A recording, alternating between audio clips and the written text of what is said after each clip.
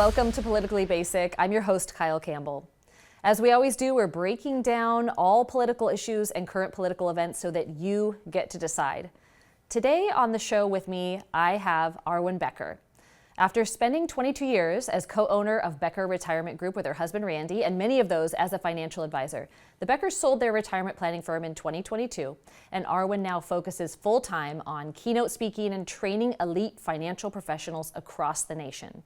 She's an author and contributor to multiple books, the host of the She Handled It podcast, creator of the YouVersion Women and Money devotional, and is often featured as a guest expert on many national news programs and podcasts. She's a proud mom of 3 boys, woo! She's tough, and a daughter-in-law endurance athlete, affiliate for XXXY Athletics, 5-time 29,029 Everesting finisher, that's impressive, and loves traveling the globe with her husband. Arwen, thank you so much for being on Politically Basic with me. Thank you for having me. And I'm impressed that you actually pronounced 29,029 the correct way, because a lot of people have no idea what it is. So they would say 29029, but we actually call it 29,029. So good job with that. I'm thrilled. I took a crack at it. I wasn't exactly sure, but I do know what that is. And you're a super, super impressive woman, mom. Moms of boys, especially 3 boys, tend to be a special breed of tough. Yes, that is sure. True. I love that. So how many times have you done that with Mount Everest? So the event itself, just to really quickly give any listeners wondering what the heck it is, 29,029 is an endurance race where you have to hike the vertical equivalent of Mount Everest, which is 29,029 vertical feet, in less than 36 hours. So crazy. I've now done it 5 times. I'm scheduled to do it twice this year in Utah and a new one, Aspen. So it's going to be a real challenge because we started about 8,500 feet. So altitude is going to be a much bigger issue. But it definitely teaches you a lot about being present where your feet are planted, because it might take you 112,000 steps to get there up a mountain. But it's definitely teaches you about perseverance and suffering with patience, which truly is what endurance is. It's just being able to be patient in the process of suffering.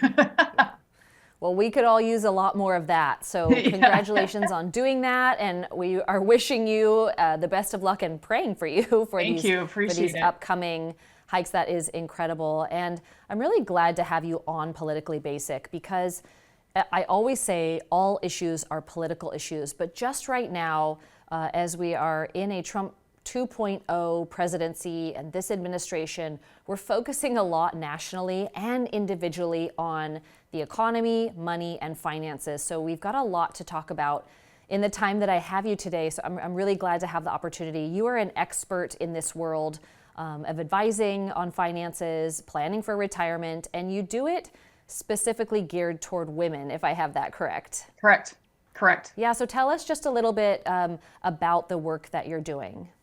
Well, as you had said in your intro, my husband and I owned Becker Retirement Group for 23 years, our company, and specifically focused on retirement planning.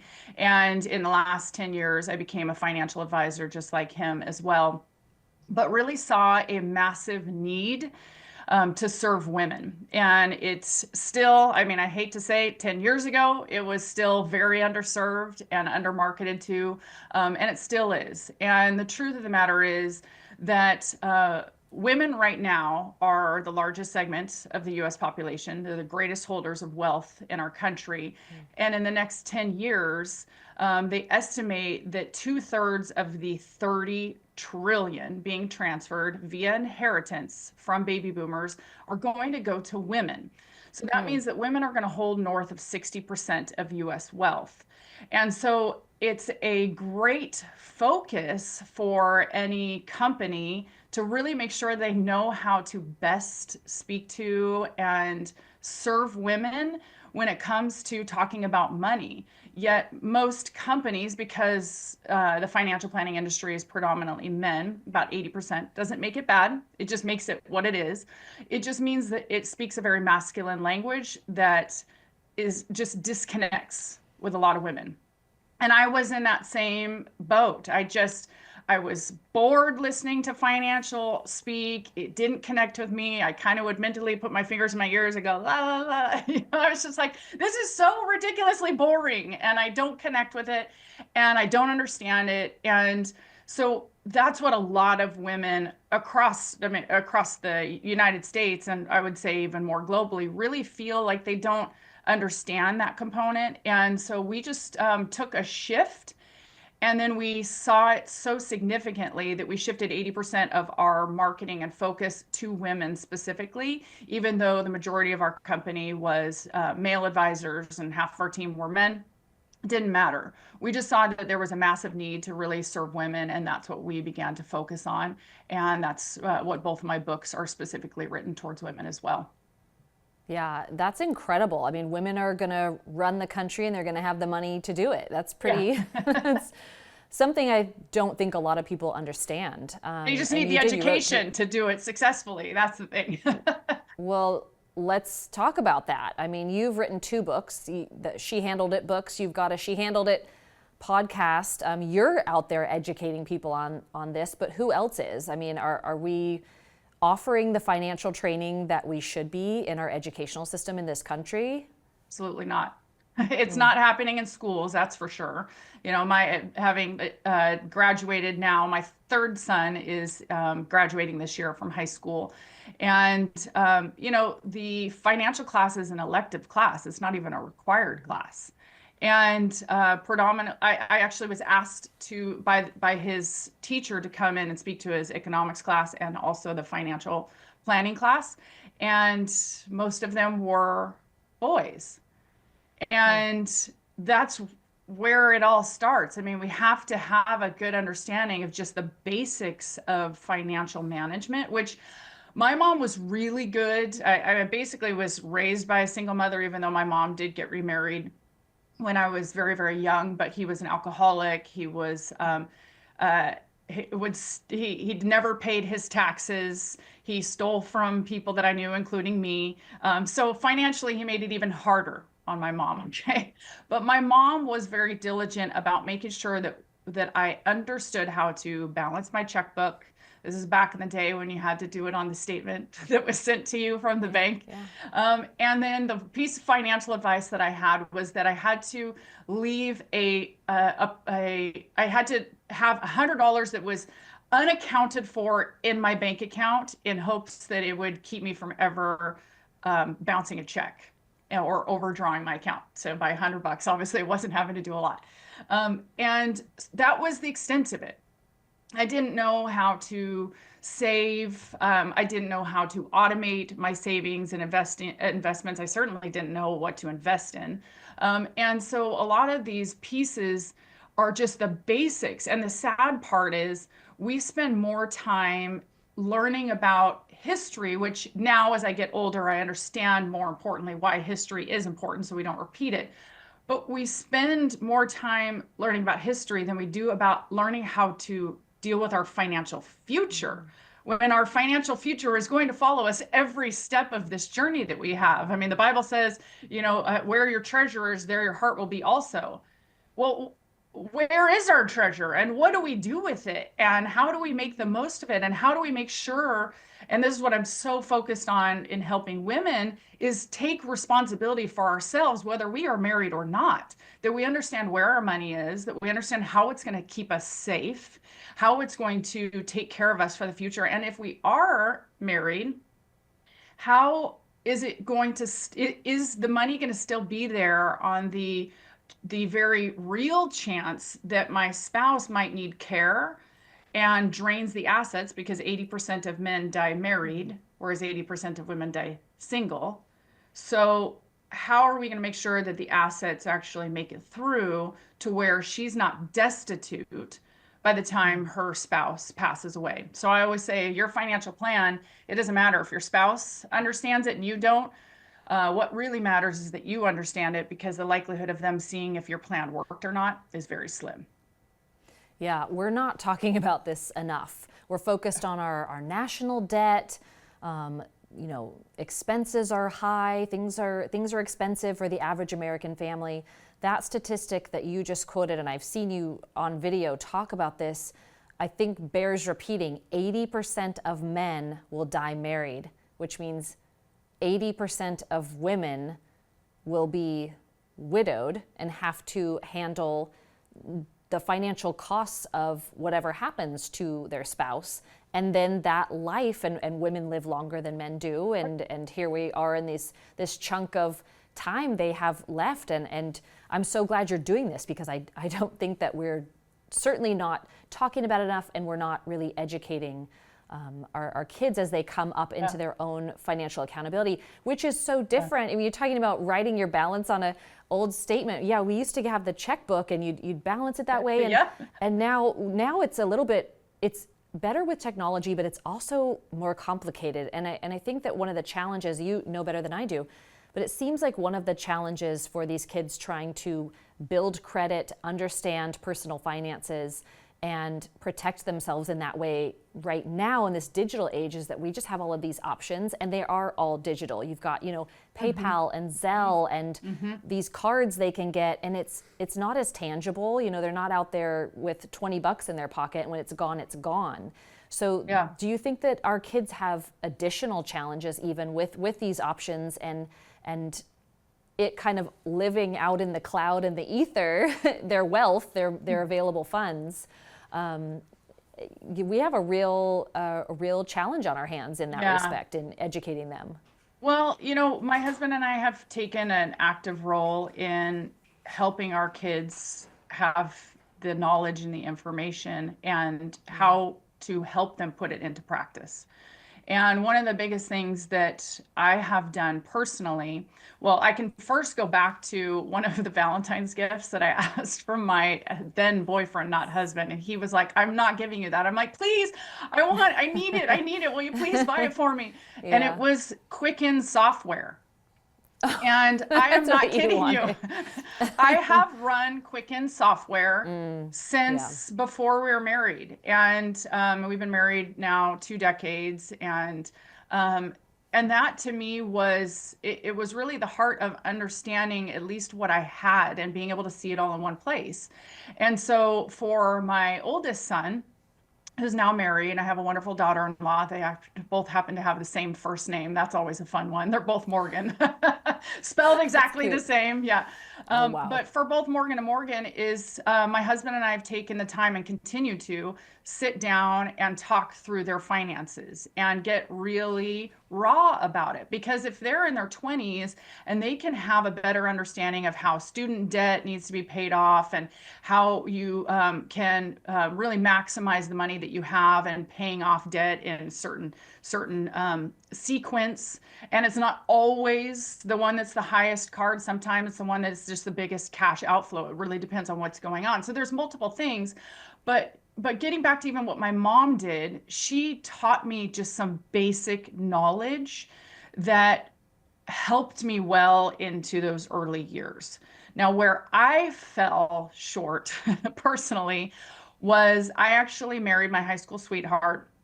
It ended very quickly within 3 years. And so I was divorced at 24 and I had a zoology degree. Okay. So let's just say financial security isn't screaming, right? And so I didn't know how to manage my own money because I really did rely on him to do it. This is very much the part of my evolution of why I became so outspoken to women and like really trying to shake them and go, stop making somebody else your financial plan. A man is not a financial plan. Somebody else is not your financial plan. The government is not your financial plan. Social Security should only account for maybe 40% of the income we need in retirement. But a lot of people think it's going to be more than that. Of course, a lot of younger people think it's not even going to be there. I have some and with the issues happening, we'll get to that. I think we need to crack into that at a later point. But I love what you're saying, that this is the education that we need right now, because politically, which is a cultural issue, politically we have identified a married couple in a financial respect, filing jointly and joint bank accounts. And I think that we're having a major cultural shift right now as we see more divorce happen, 2-income households, men and women operating financially in different ways and at different levels than they have previously are legal system has not caught up here, our family law system has not caught up here, and that the people that are vulnerable here are women. So Right. I love that you're saying that your spouse is not your financial plan and the Right. government is not your financial plan. I think You that's know, really, and the really other important. component of that is, 50 years ago, the woman was managing the home and the kids most typically, right? And then as this time period shifted, and as you had said, we've got dual income. And a lot of times, I want to say the statistics is over 40% where the woman is the major breadwinner within inside the household. But what is still happening consistently, and I think this is part of just women's natural tendencies, is they still handle the house. They handle if kids are in the picture now, they're making sure that kids are organized and they're going where they're supposed to be going, and they're making sure that they're showered up at night and that the laundry's done. And a lot of the home aspects are being handled. And so that financial component is still on the man to do. But the problem is she's handling all of these other pieces, but she still doesn't understand the one that is going to be the most important for her in the future.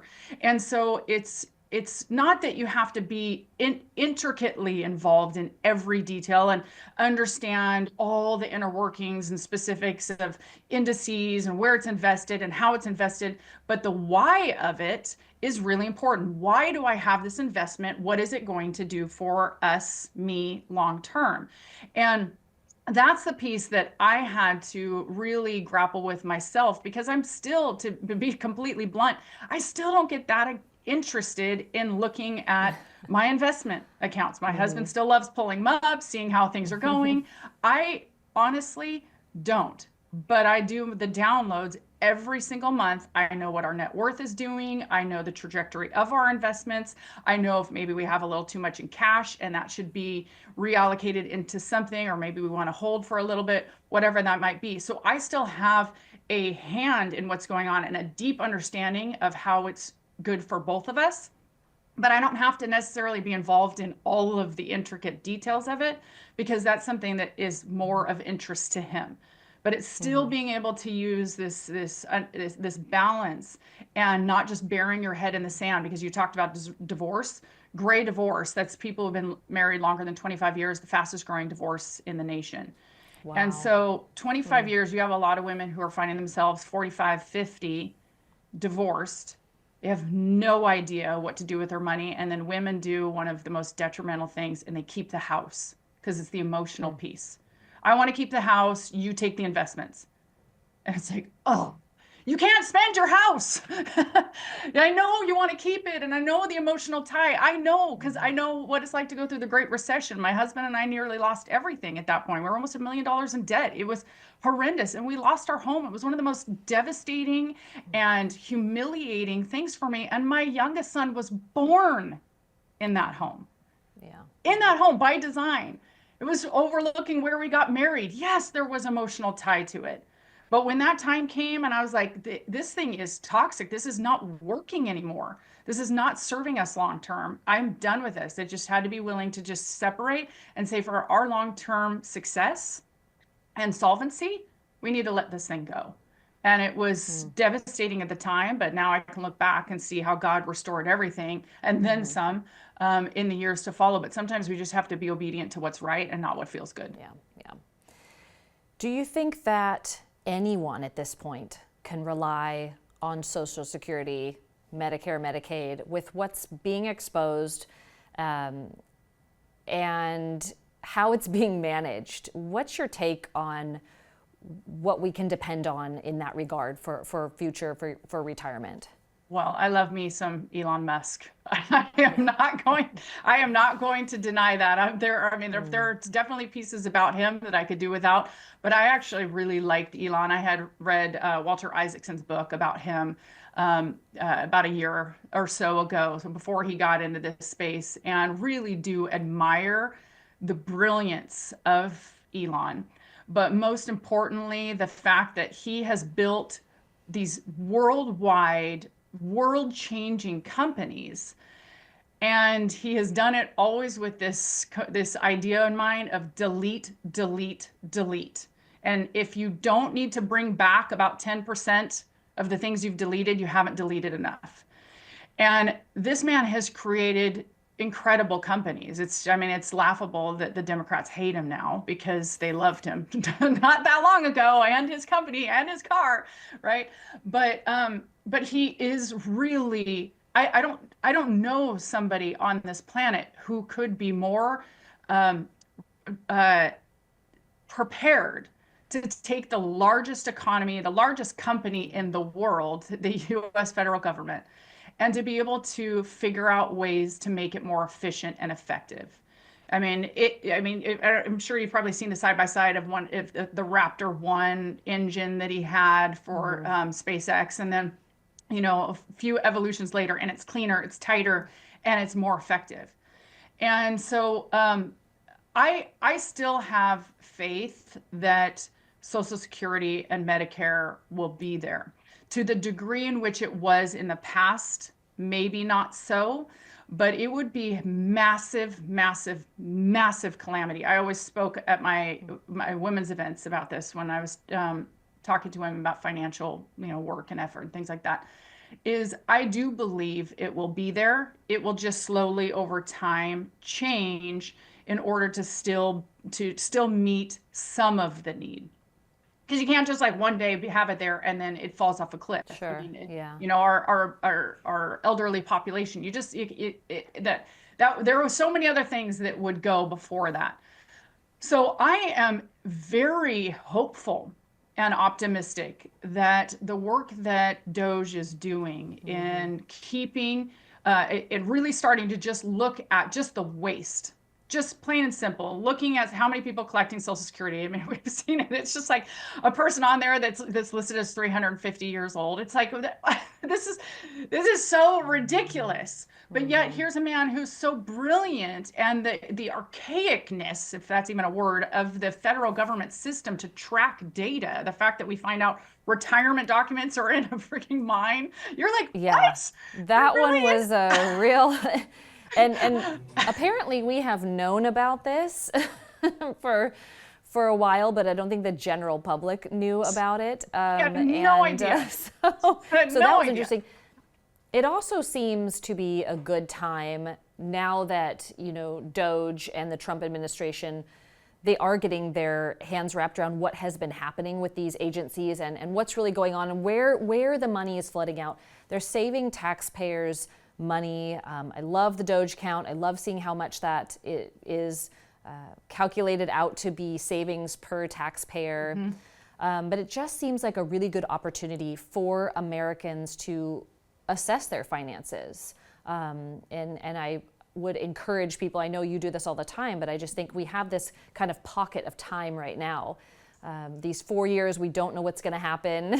Hopefully good things continue, but there is the possibility of a next presidential administration coming in and unwinding a lot of things that will affect us in our personal finances. So I think it's a good time to be looking at things. I want to ask you about your hat. Yes, indeed. XXXY. Yeah, what's going on there?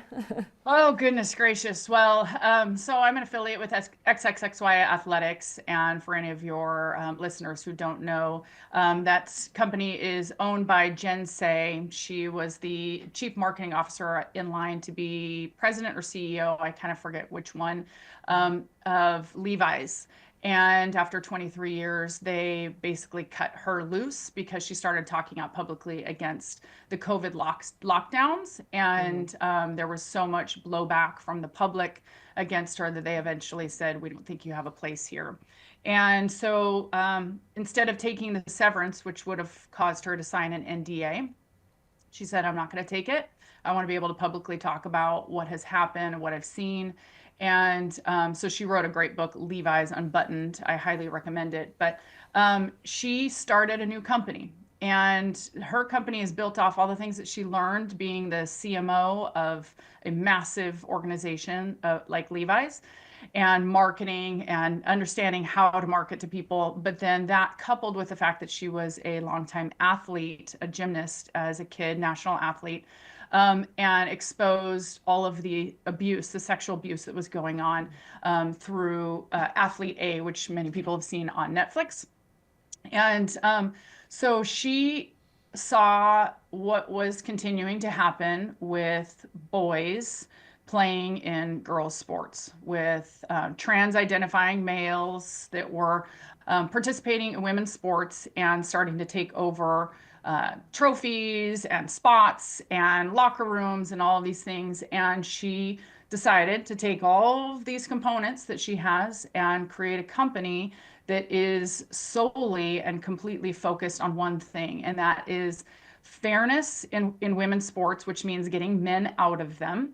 No matter what space that is, whether that's in the private space or the public space. And I'm helping to just further that mission and bring awareness that there is an issue, there is a problem, and even with Trump's executive order he recently signed saying that there are two sexes and that men can't play in women's sports, and the NCAA quote unquote said that they were going to abide by it. No, no, we have a huge fight still on our hands, and I'm just one of the people out there trying to help other people understand that it's real, that it exists, and that we all have to, as the silent majority, as I have been in the past, really until this last year and a half or so, that we have to be willing to speak up and speak out for these young girls and not rely or not push that on them to do for themselves. Well, that's great. And you're right, it is a majority. You know, this issue is, the data is showing us that a strong majority of 79%. Americans, yeah, it's actually, we don't usually see those kind of numbers with that much discrepancy on one side or the other, but a strong majority of Americans do believe that men should not be allowed to compete in women's sports.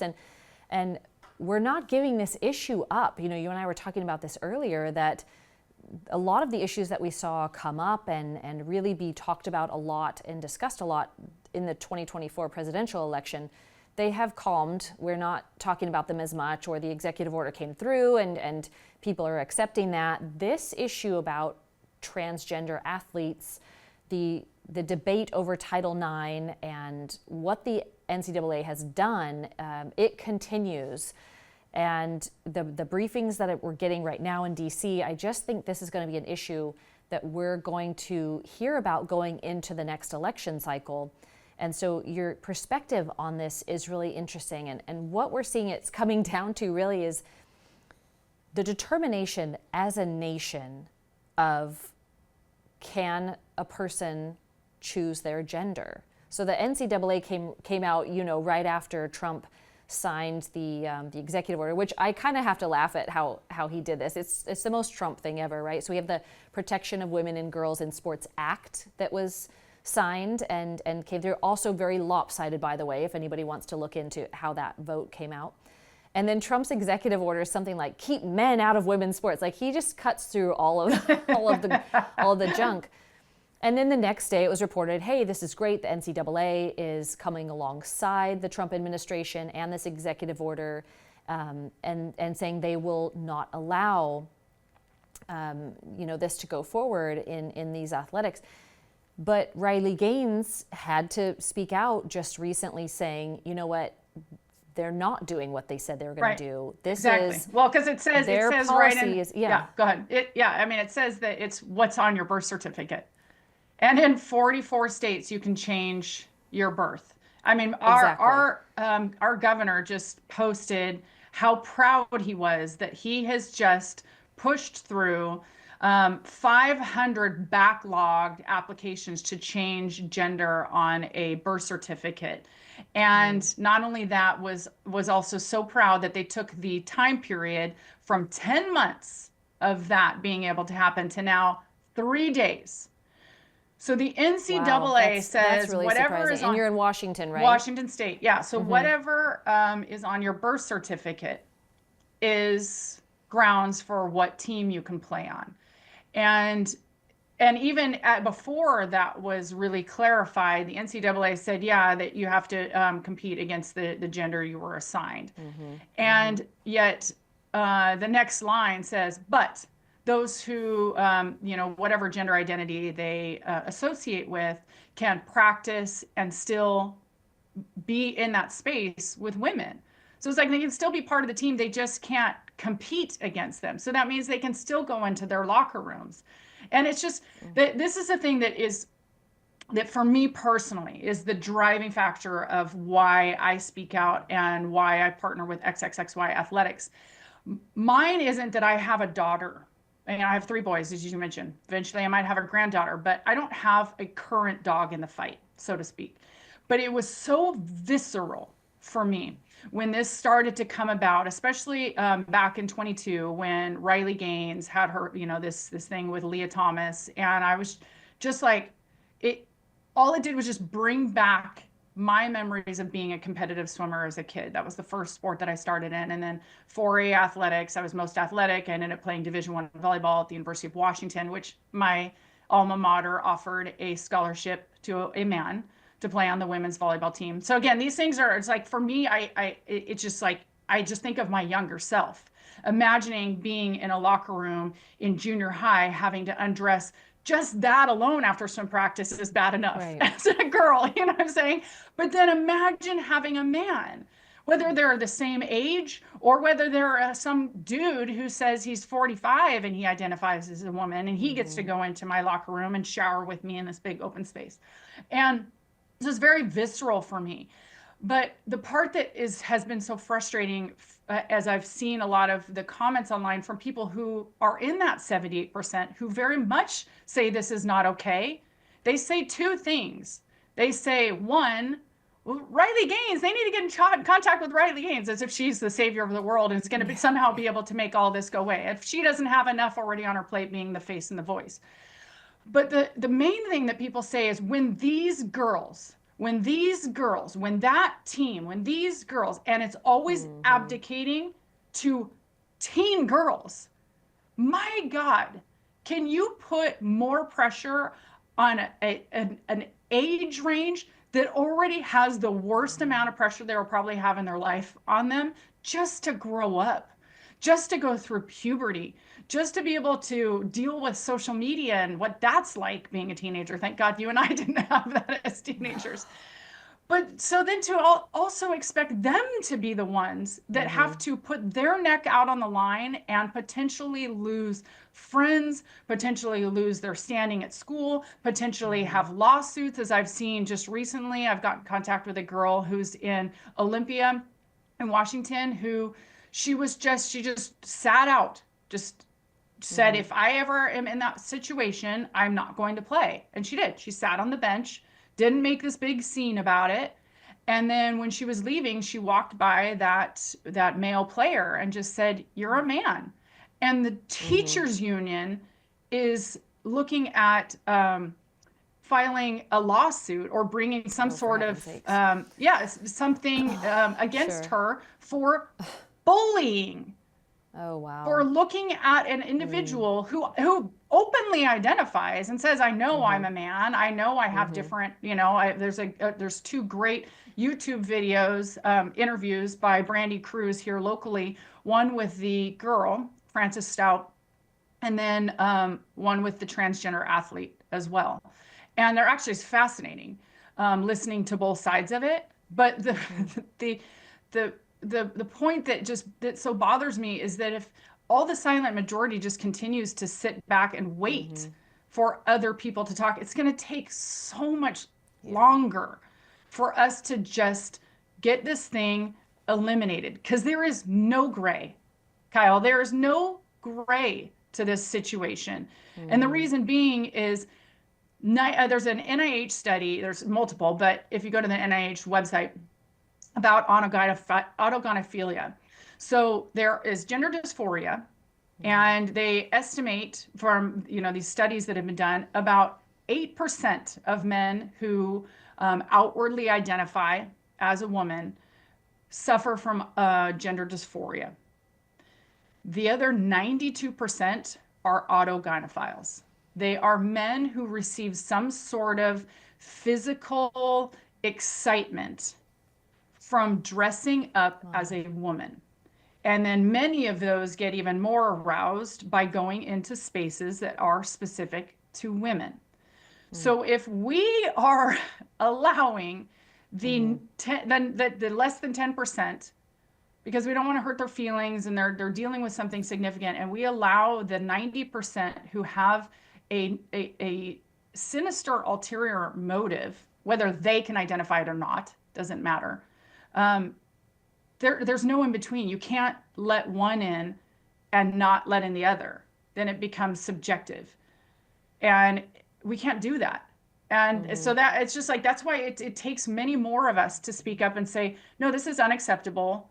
I know we want to be nice, and we've been trying to not hurt feelings, but that's what's led us here. And women are being put in prisons now, having, men who identify as women being put in there, and they're getting raped and impregnated. And I mean, it's just a much bigger issue, and it's not going away, because it's not only visceral for me, it's visceral for a lot of people when they really stop for a moment and they think about it.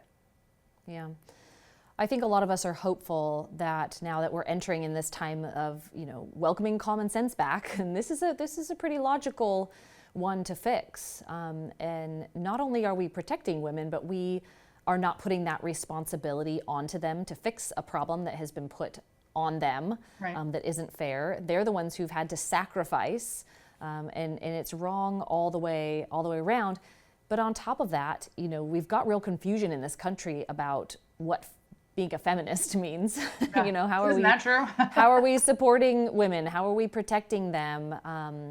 And we've been hollered at for so many years about promoting women, giving them a seat at the table, breaking glass ceilings, respecting them, giving them opportunity. And here we are stripping them of every single one of those things, and gaslit to believe that that's the right thing to do. It's Right. absolutely, through the looking glass, we are really turned upside down on this. So I'm glad to hear about what you're doing, and also hearing from you that we just need to be speaking up. We need to not be quiet about this.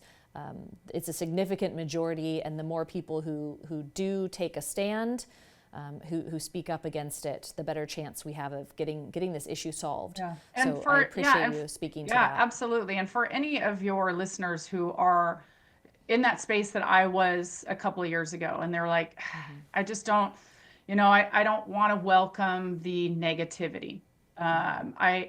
I went through that, kind of wrestled with it, and I just knew that God was calling me into this space. I just knew it. I mean, the tagline on my Instagram was very clear up at that point: only positive motivational content here. Yeah, right. So I wrestled with it for a while, and I kept coming back to the same thing. I kept being drawn into this conversation because I knew my 10-year-old self deserved it.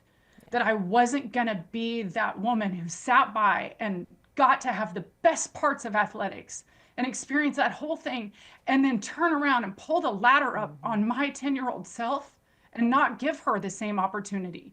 And it's not just, elite athletes. This is just even participating in a junior high sport. A girl will choose to not do it if she knows she's going to be, changing next to a man in a restroom. And it's just, I can't sit by and allow that. And so for me, I just had to be willing to start. And, for a lot of people, it just means liking and commenting on posts that are specifically talking about this subject. Sometimes that is the first step that people need to take, is just to put their voice out there and willing to just have their name attached to it and say, this isn't right, because maybe somebody else that they know is following that same post, and they're going to see their friends liked it, and then maybe even commented on it.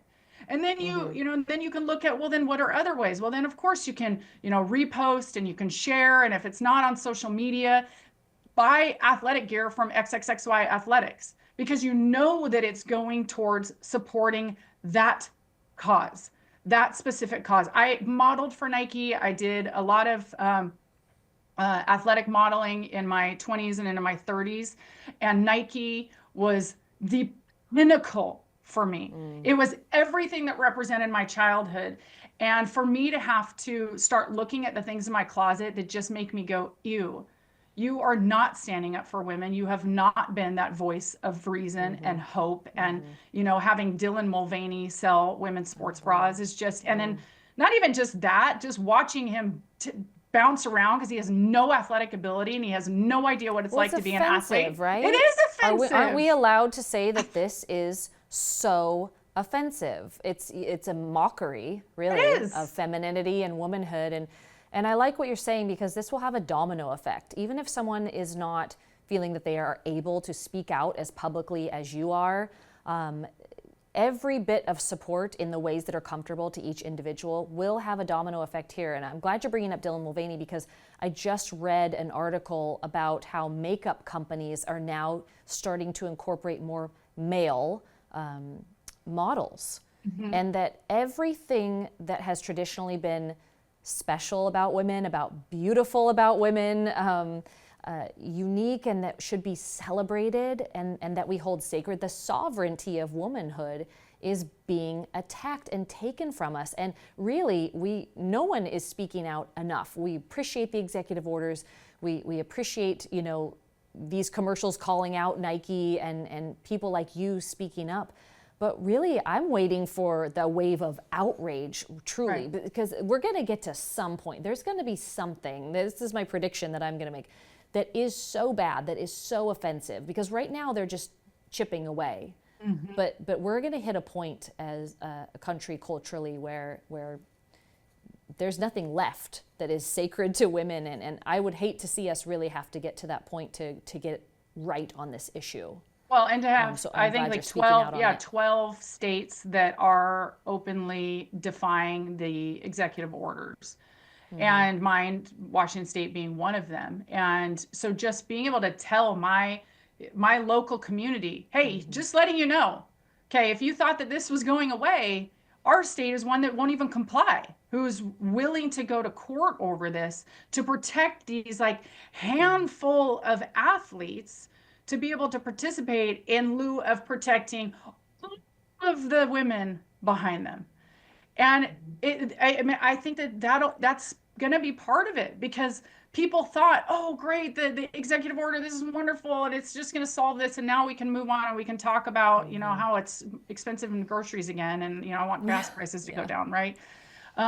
And we will. I mean, those things still matter to people. That's what matters more to them, unless they specifically have a dog in the fight and there's they have a daughter who's affected by this. But I think that that's going to continue as long as we have other people in government who are unwilling and are actively defying the presidential orders to not allow men into women's sports and spaces. And, I mean, and like I just mentioned the prisons. I mean, that is so disgusting to me that an incarcerated woman who has no place to go except for the place that she is assigned could have somebody assign a man as her cellmate. This is just wild to me, because it's not like we're checking body parts and then saying like, okay, you don't have the part that can be weaponized, right? So, okay, you're okay to go in here. I mean, there are a million other issues with that, but it is so mind-blowing that we are putting biological males in a prison cell with a biological woman. We know what's happening. There is physical evidence. There are pregnancies, as you mentioned, and that this is not a national outrage over what we're doing, and prisoner rights and basic levels of respect. We're not that barbaric country that does this, and those barbaric countries would never let a man who's saying he's a woman into a women's prison, Right. which is highly ironic. But no, Right. we're really backwards on this issue. Does XXXY Athletics have a website that my audience can go to and check out that apparel? Yeah, so they can go to xx-xyathletics.com, and then also thetruthfits.com. Yeah, and if you're going to buy any apparel, definitely use promo code ARWEN20, ARWEN 20, and you'll get 20% off as well. But that would be the final thing that I would say is buy some gear. There's a lot of, I mean, if you can see this, I've got a very subdued white on white hat. My jogger that I have on just has a little teeny logo at the bottom. There's stuff that you can wear that's not, that doesn't say Save Women's Sports on back, but that's what I wear now. When I go out running, when I go to church, when I go to places where people are going to be staring at my back, I wear the Save Women's Sports. It is as clear as day as to what it is that I'm supporting. And so there is a whole range of the gear is well made. It's made in Peru. It's not in some sweatshop. It's absolutely just as good as what you can get through Nike and Lululemon, running gear, performance wear, socks, hats, everything, and continuing to bring out more and more because the company is only a year old. So we're still in our infancy, but thanks to J.K. Rowling's, she retweeted one of our recent ads, and it just got millions and millions of views right before the Super Bowl. And people are waking up. People are feeling more confident in speaking out, and the more people who speak out, the more confident other people become. It's just that lighthouse that we become for other people. So there's all sorts of ways that you can do it. I love it. Well, your hat looks great. I'm excited to go shop because Thank you. the gear is really cute. But it's perfectly socially acceptable now to wear a red MAGA hat out. We're seeing that a lot in Southern California. That's a real powerful cultural marker and sort of line that we've crossed now. That it's okay to have your political beliefs in a place where 4 or 5 years ago you would be at a great risk of physical assault, essentially, if you did that. But so wearing the cute XX-XY gear, I think, is certainly safe and good, and it's cute. And I'm glad you mentioned J.K. Rowling, because as we wrap up, on issues like this that are very complex, right? We're dealing with science, we're dealing with biology, but we're also dealing with agencies and organizations, and it's a cultural / political issue, and a lot of emotion is injected into that. But following people who make reasoned and logical arguments is a great way, I think, to continue to get informed. So following people like you, following people like J.K. Rowling. I mean, of course, we have our most, one of the world's best writers writing frequently about this issue. And I think that the more that we can educate ourselves on the language and the understanding to make that argument with success, I think is a really good thing to do. So thank you for bringing that up. Absolutely. And I know you're on all socials. If people want to check you out in the work that you're doing, where can they find you? Yeah, so I spend most of my time on Instagram. Arwen Becker is my account, ARWEN Becker.